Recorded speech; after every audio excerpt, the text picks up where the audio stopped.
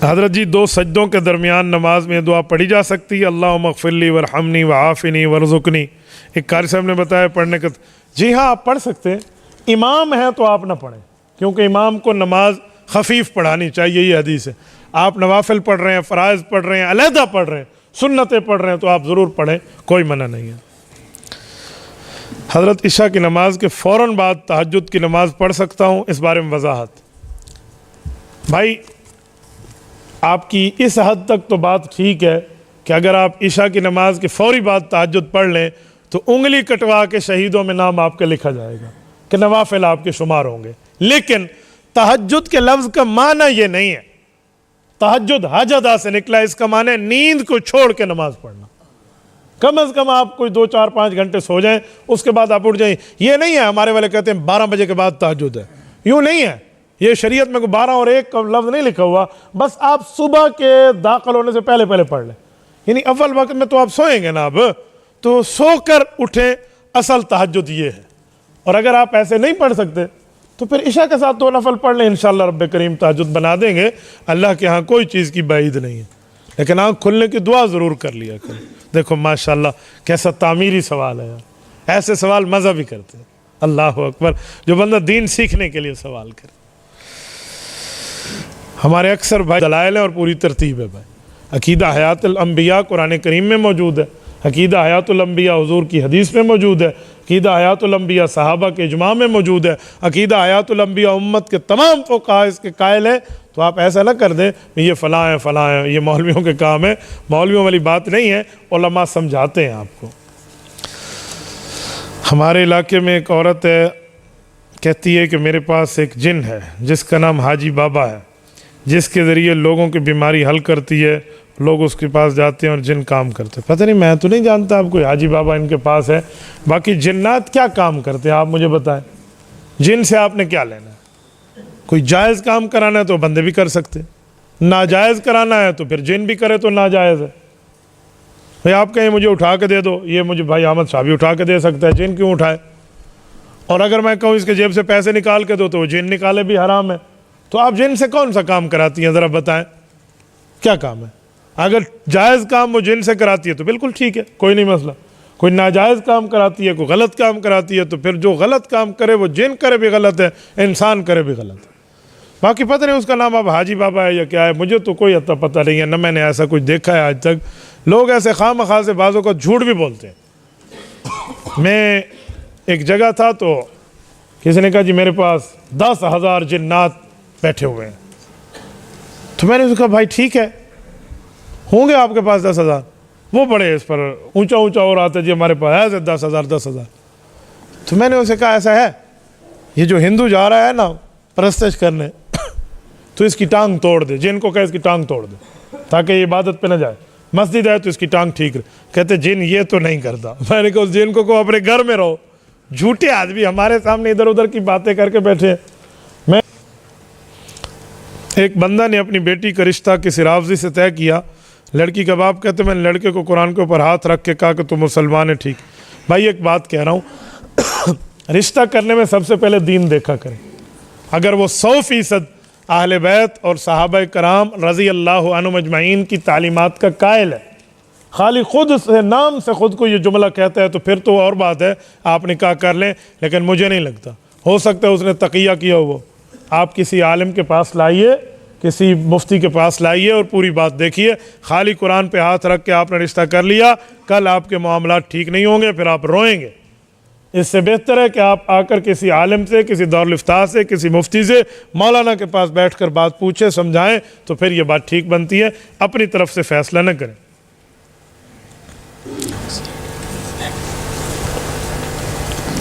अच्छा, कहते हैं बीवी से गैर फितरी काम करना कैसा है, इससे तलाक होती है? तो बीवी से लिवातत और इस तरह के काम करने को अगर आप जायज़ समझ के करते हैं तो पक्का ठक्का आपका ईमान भी फारेग है और निकाह भी फारेग है, बीवी आपसे फारेग। और अगर आप गुनाह समझ के करते हैं तो लानत आप पर फिर भी है, अगरचे निकाह नहीं टूटेगा, लानत फिर भी है। अव यफ़अलुहु मुस्लिमुन, मुसलमान यह काम नहीं कर सकता, इससे बचें। बीवी से हम सब समझी बैठे, कह रहे हैं हक महर से पहले अगर बीवी के पास एक बंदा चला गया तो क्या है? ठीक है, हक महर आपने अदा नहीं किया, आप अपने घर वालों के पास चले गए हैं, तो आपका जाना जायज़ है। लेकिन हक महर की अदायगी आप पर लाजिम है। जैसे आपके पास पैसे हों वो सदके आप हक महर अदा कर दें, इससे आपका बीवी के पास जाना मना नहीं है। बीवी को दूसरी शादी पर राज़ी किस तरह करें, उसके हुकूक और वजाहत। बड़ा औखा ये बड़ा मुश्किल काम है भाई। हक महर के पैसे तेरे पास है नहीं तो दूसरी शादी करने के चक्कर में हाँ जी लो, यही बंदा जो कहते हैं हक महर के पैसे नहीं है, अब ये दूसरी भी कर रहा है, तो जो तू पहली के हक अदा नहीं कर सकता दूसरी कहाँ से आएगी। और दूसरी बात कि बीवी को दूसरी शादी पर राज़ी क्यों करते हैं। दूसरी शादी के लिए बीवी की इजाज़त ज़रूरी नहीं है, बीवी को एतमाद में लेना ज़रूरी है। दूसरी शादी की इजाज़त तो अल्लाह ने दी है, बीवी की इजाज़त ज़रूरी नहीं है, एतमाद में लें। ये ना हो कि भाग जाए। एतमाद में लेने का माना यह कि आप उसके सब हुकूक अदा करें, बिल्कुल आपको दूसरी शादी की कोई पाबंदी नहीं है। लेकिन जो औरतें इजाज़त नहीं देती ना, उसकी बुनियाद ये होती है कि वो ये समझती हैं कि मेरे साथ खड़ूस और कंजूस है तो पता नहीं दूसरी आ गई तो क्या करेगा मेरे साथ, वो इसीलिए कर। मैं तो उन शोहरों पे हैरान हूँ जो बीवी से घर में झाड़ू लगवाते हैं, कपड़े धुलवाते हैं, खिदमत करवाते हैं, जूती पॉलिश करवाते हैं, कपड़े इस्त्री करवाते हैं, लेकिन उसको खर्च नहीं देते। जब ज़रूरत हो मुझसे मांग लेना, ये कोई बात है भाई? आप उसको उसका खर्च दिया करो ना। तो इस तरह के मामलात होते हैं ना, फिर बीवियाँ इजाज़तें नहीं देती। अगर आप अपनी बीवी के साथ 100% ठीक बिहेवियर रखें, उसके हुकूक अदा करें, अल्लाह का भी हक न खाएं, तो बिल्कुल कोई मना नहीं, ठीक है, नेक बन करें। लेकिन इस पर भी थोड़ा ख्याल। वो कहते हैं ना कि बीवी ने फ़ोन किया ना खावंद को, कहाँ हो? तो खावंद ने कहा बेगम मैं नेक आदमी हूँ, मैं कोई हराम काम नहीं करता, तो मेरे ऊपर एतमाद कर। उसने कहा सूफी साहब मैं तुम्हें जानती हूँ, मुझे तेरे हराम काम का ख़तरा नहीं है, तू कहीं और हलाल न कर ले, मुझे इसका मसला है तेरे ऊपर। तो भाई इसको आप ज़रा देख लें, आप मामला सामने रखें।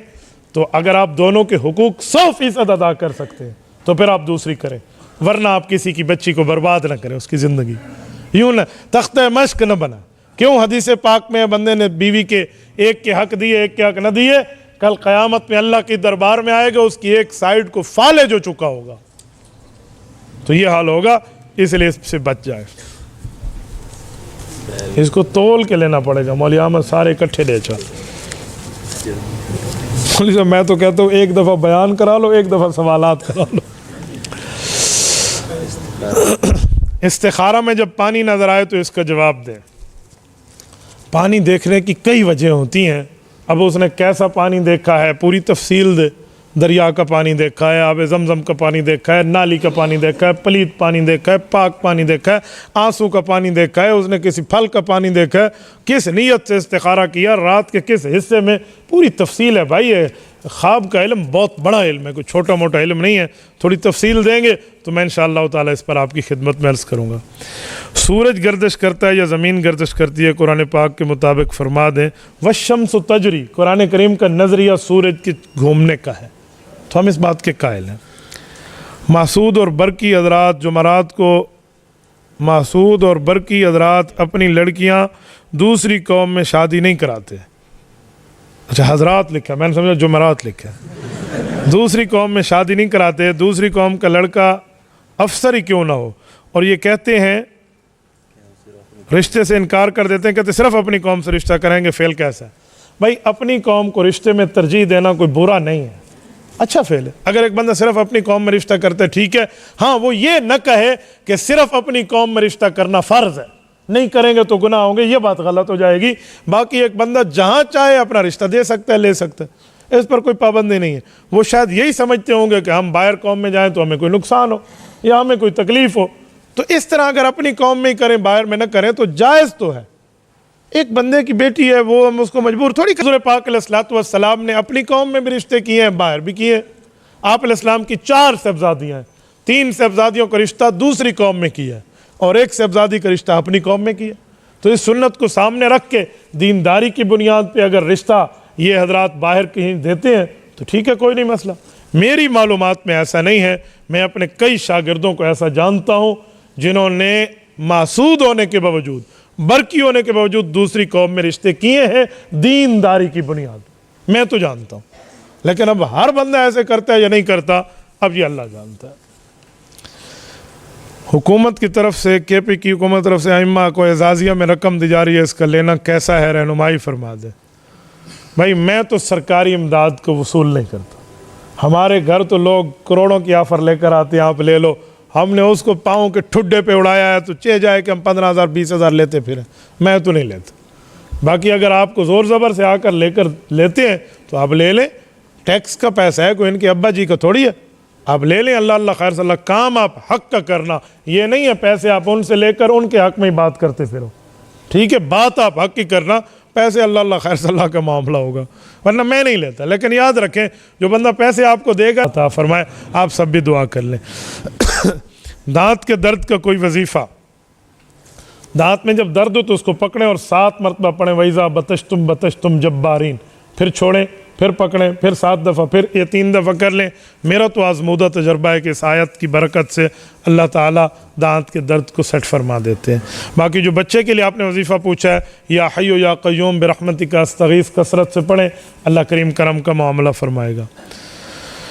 मुफ्ती साहब, आजकल मसाजिद में बाकायदा तौर पे बारिश बरसने के लिए चंद दिन सूरत यासीन का ख़त्म होता है, उसके बाद 8-10 दिन बाद हलवा पकाकर चले जाते हैं, ये अमल कैसा जायज़ है? ये बारिश के लिए चंदा नहीं होता, हलवे के लिए चंदा होता है। हलवे के लिए चंदा होना, जिसने हलवा खाना है वो जाकर चंदा जमा करा दे, जिसने नहीं खाना वो न दे। आपके चंदे की बुनियाद पे कोई बारिश आए और न देने पे बारिश रुक जाए, ऐसा कुछ नहीं है। बाकी चंदे के लिए कोई हलवा पकाते हैं तो आपकी मर्ज़ी, आप शामिल होना चाहते हैं तो कर लें और नहीं शामिल होना चाहते तो छोड़ दें। बाकी बारिश के लिए नमाज इस्तिस्का है, सूरत यासीन का ख़त्म करें, ये भी बेहतर है, कोई नहीं मसला, वरना नमाज इस्तिस्का पढ़ सकते हैं। मुफ्ती साहब, आपने फरमाया था एक प्रोग्राम में कि आजकल जो कुर्सियाँ माजूरों के लिए बनाई गई हैं, सजदा लगाने के, इस कुर्सी के सामने तख्ता होता है, आपने फरमाया सजदा करना। जी बिल्कुल ठीक है, मैं आपको एक दफ़ा फिर दोहराए देता हूँ, कुर्सी पे नमाज मजबूरी में होती है, लेकिन कुर्सी वो जिसके आगे टेक लगाने की चीज़ ना हो, वरना आप टेक लगाएंगे लकड़ी पर, ना बाबा, वो सजदे के लिए लकड़ी पे टेक लगाने से नमाज नहीं होगी। सजदा 2 तरह का है शरीयत में, या ज़मीन पर करो या इशारे से करो। आप ये तकिए के ऊपर, आप ये लकड़ी के ऊपर सजदा करेंगे तो इससे परहेज करें। मुफ्ती सब पिछले प्रोग्राम में फरमाया था कब्रिस्तान में कुरान पाक का सहीफ़ा लेकर जाना जायज़ नहीं है, हालांकि वो कब्रिस्तान की जगह पाक है, इंसान बावुज़ू होते हैं तो जायज़ क्यों नहीं है? हमारे फ़ुक़हा ने इसको मना लिखा है, इसकी कई वजूहात है, उन्होंने मना लिखा है। आप कह रहे हैं जगह पाक है, हो सकता है किसी कब्र में अजाब हो रहा हो, कुछ और मामला हो, ज़रूरी थोड़ी है, आपको पता है नीचे मुसलमान है, नीचे कोई गलत जगह है, ये कुछ भी हो सकता है। लेकिन सहीफ़ा ले जाने के बजाय आप ज़बानी पढ़ें, हमारे फ़ुक़हा इसकी इजाज़त देते हैं। आप सहीफ़ा क्यों ले जाते हैं? और सहीफ़ा ले जाने में एक वजह ये भी है, हाँ एक नुकसान ये भी है कि अगला ये समझेगा कि इधर कुरान पढ़ने का सवाब ज़्यादा है, उधर से पढ़ेंगे तो नहीं पहुँचता, तभी अपने पास कुरान उठा कर लेकर आया। आप उधर से पढ़े हो, इधर आकर ज़बानी पढ़ने पर वो एतराज़ नहीं हो सकता। मुफ्ती साहब, अगर शलवार का कोई हिस्सा नापाकी लगी हुई हो तो याद न रहा हो कि मेरी शलवार पे नापाकी लगी है, तब बाबा शलवार पे नापाकी लगी है या कमीज़ पे नापाकी लगी है, आप नापाकी को देखें कि वो नापाकी कितनी है। अगर नापाकी ज़्यादा है, जिसे हम कदर ज़िरा कहते हैं, कदर दिरम, उससे ज़्यादा है, 1 दिरहम से बढ़ के, तो फिर आपकी नमाज नहीं हुई। चाहे थोड़ी थोड़ी लगी है, सबको इकट्ठा कर लें। और इससे कम नापाकी है, 1 दिरहम, वो जो सिक्के वाला होता है, इससे कम नापाकी है, तो फिर आपकी नमाज हो जाएगी। असलम खान से कोई लेना देना नहीं है, वो असलम की तस्वीर हो या सलीम की तस्वीर हो, तस्वीर होती है, ठीक है, डिग्री होती है। तो भाई तस्वीर लगी हुई आप जेब में रख लें तो नमाज तो आपकी हो जाएगी, क्योंकि जेब में अंदर छुपी हुई है, आपकी जेब में पैसे भी तो है ना, उस पर भी तस्वीर है, शनाख्ती कार्ड, और आजकल वैक्सीनेशन कार्ड भी है तो उस पर भी तस्वीर है, तो जेब में है तो नमाज हो जाएगी। तो वैसे उनको को अपनी तस्वीर न चलाएं तो बेहतर है, प्रिंट तस्वीर तो हम इसके कायल नहीं हैं, ठीक है। बाकी निस्वार का क्या मसला है, वो जो मौलामा रखते हैं वही बताएंगे, न मैंने आज तक रखी है, न मुझे इसका कोई पता है, न पता है, गम हीच नदार है, ठीक है ना, इस बारे में मुझे कुछ नहीं पता। बाज़ उलमा इशाअत तौहीद के मदारिस से फाज़िल हैं, अपने जलसों में इश्तिहार में इशाअत तौहीद लिखते हैं, अपने जलसों में इशाअत के ज़िली उमरा को बुलाते हैं, तकरीरें कराते हैं, पंजपीर जाते हैं। हमारा मसलक देवबंद है। इशाअत तौहीद व सुन्ना का मसलक उलमा देवबंद से जुदा है। अकीदा हयातुन नबी समेत 15 मसाइल में उनका नज़रिया अपना है। आपने 15 मसाइल की तफसील देखनी हो तो अत्तहकीकुल मतीन फ़ी हयातिन नबील करीम में मौलाना ग़ुलाम रसूल साहब जो भतीजे हैं हज़रत मौलाना अल्लाह वसाया दामत बरकातुहुल आलिया आलमी मजलिस वाले, उनके भतीजों ने बेहतरीन किताब लिखी है और हज़रत मौलाना अल्लाह वसाया दामत बरकातुहुम की तस्दीक से शाया हुई है। अत-तहक़ीक़ुल मतीन आप मंगवा लें, आपको इनके 15 अक़ीदों की तफसील मिल जाएगी। उर्दू में 150 सफ़े के लगभग किताब है, बहुत बेहतरीन है। इसलिए ये हज़रात देवबंदी लिखें भी ना तो इनका उलमा देवबंद से इन अक़ीदों में कोई ताल्लुक़ नहीं है। दारुल उलूम देवबंद कह चुका है कि ये देवबंदी नहीं है। तो जब एक पुलिस का डिपार्टमेंट कह दे ये बंदा पुलिस मैन नहीं है और वो कहे नहीं मैं तो वर्जी पहनता हूँ, हम कहें जी 100 बार भी पहन तो पुलिस वाला नहीं है, डिपार्टमेंट तेरा कह चुका है, तो ये खुद को 100 बार भी देवबंदी कहें तो उलमा देवबंद का मरकज़ दारुल देवबंद कह चुका है कि अकीदा हयातुन नबी का मुनकर, अकीदा सिमा इंदल कब्र का मुनकर कभी भी देवबंदी नहीं है। तो इनके कहने से, इश्तिहारों पे लिखने से कुछ नहीं होता। हमारे यहाँ टाँक में मसाजिद में हुज़ूर पाक अलैहिस्सलातु वस्सलाम की एक हदीस लिखी होती है, मसाजिद को दीवानों और छोटों बच्चों से दूर रखो। दीवानों की बात तो समझ आती है, लेकिन बच्चों का मसाजिद में दूर रहने का मतलब क्या है? क्या बच्चों को मस्जिद में न लाएं? बहुत अच्छी बात है, ये हदीस है, ठीक है, ये वाकई हदीस है। लेकिन इस हदीस पाक में जो सिबियान का लफ्ज़ है, मजानीन और सिबियान, मजानीन तो बेवकूफ़ है, वो आकर पेशाब कर दे मस्जिद में, आप क्या करोगे? धोते फिरोगे, इसलिए मजनूनों को ना आने दो। दूसरा मजनून का क्या माना होता है? लिवन्ना, ठीक है ना, मजनून सादा सा। और जो बच्चे हैं वो बच्चे भी वही जिसको पेशाब की फिक्र ही नहीं है, वो बैठे हो पेशाब कर दे तो क्या फ़ायदा? तो ऐसे बच्चे को ना लाएं। लेकिन जो बच्चा कुछ समझदार है, कोई 5 साल का है, कोई 4.5 साल का, उसको पता है ये नमाज है, ये दीन की बात है, ये अल्लाह अल्लाह कर रहे हैं, तो ऐसे बंदे को वालिद लाए और अपने साथ ठहराए, छोड़ न दे कोई मस्जिद में घूमता फिरे, अपने साथ वालिद ठहराएगा ना तो वो हया और अदब से साथ ठहरेगा। हमारे हज़रात जो मस्जिद में शोर होता है ना, पता है क्यों होता है? बाप बच्चे को लाते हैं, को चला जा, वो मस्जिद में पीछे क्रिकेट खेल रहे होते हैं सारे और अगली साहब पे नमाज पढ़ रहे हैं, तो भाई उसको चाहिए अपने साथ नमाज में ठहराए। तो 10 बच्चे आए, 10 बापों के साथ अपने अपने जगह में ठहर जाएं, कोई एक इधर उधर जाएगा तो इतना शोर नहीं होगा, बाकी तो वही। मुफ्ती साहब मैंने बेटे का नाम खुज़ैमा रखा है, इसके माना बता दें। सहाबी रसूल का नाम है, बहुत अच्छा माना है। क्या हम अल्लाह ताला को अल्लाह मियाँ कह सकते हैं?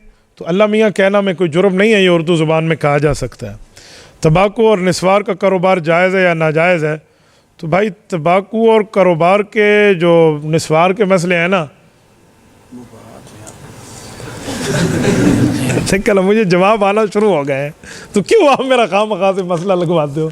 अफ़गानिस्तान में मुल्ला उमर को ने कहा था अजी निस्वार बंद कर दिया तो जिहाद भी खुद करना। तो मेरे ख्याल में ये मुबाह है, इसको जो उलमा कहते हैं ना मुबाह, मुबाह का माने इसका फ़ायदा नुकसान कोई नहीं, इस पर कोई सवाब गुनाह के मसले नहीं है, इसका मसला शरीयत के बजाय तबीयत से है। तो इसको तबीयत के मामलात पे देखें, शरीयत के मामलात पे न देखें। हमारे जितने हकीम हज़रात हैं वो कहते हैं कि निस्वार से नींद कम होती है और ये होती है, इस तरह की तबीयत के मामले वो बताते हैं।